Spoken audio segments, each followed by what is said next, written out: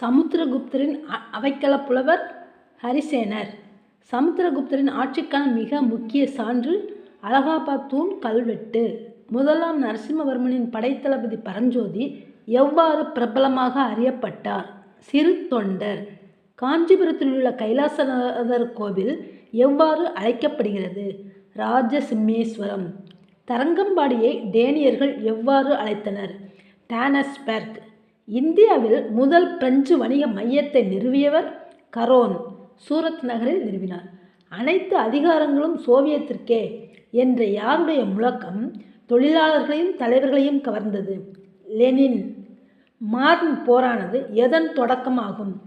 பதுங்கு குழிப்போர். அமெரிக்காவில் முதல் பெரும் வீழ்ச்சி அரங்கேறிய ஆண்டு 1929 அக்டோபர் 24. 1919 பாரிஸ் அமைதி மாநாட்டில் பிரதிநிதியாக பங்கேற்ற அமெரிக்க அதிபர் உட்ரோ வில்சன். நன்றி.